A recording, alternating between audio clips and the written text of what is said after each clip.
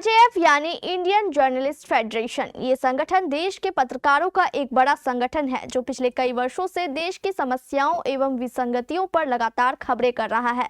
लेकिन देश का एक मीडिया वर्ग सरकार की गोद में बैठकर खबरों को मैनिपुलेट कर रहा है। इन्हीं मुद्दों को लेकर इंडियन जर्नलिस्ट फेडरेशन का 2 दिवसीय राष्ट्रीय सम्मेलन आयोजित किया गया। यह राष्ट्रीय सम्मेलन सिलीगुड़ी के एक प्रेस हॉल में आयोजित किया गया था, जिसमें देश के सैकड़ों जाने माने पत्रकार शामिल हुए। इसके अलावा इंडियन जर्नलिस्ट फेडरेशन के विभिन्न प्रदेशों के अध्यक्ष एवं अन्य सदस्य भी इस सम्मेलन के दौरान पूरी तरह सक्रिय नजर आए।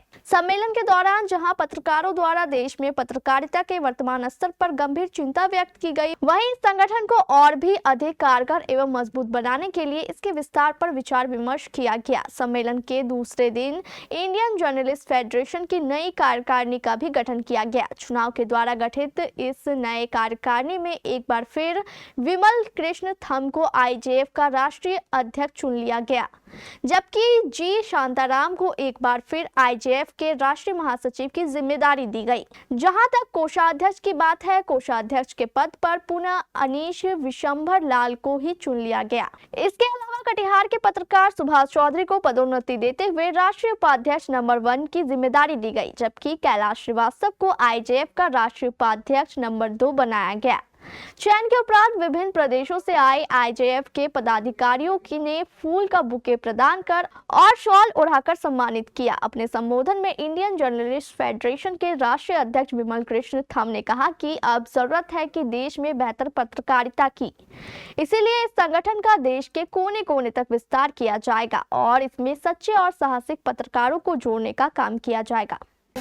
In all over India, it is the biggest organization for the media people. I hope the new challenge, new duties, and all the respect to my members. It is my first duty, and I strengthen the union with my supporters, with my state unit president secretary, and my national team. Today, our new General Secretary Santaram and all the teams, they are very strengthened to build the Indian Journalist Federation. So I am happy and thankful to everybody. Again, they re-elected me.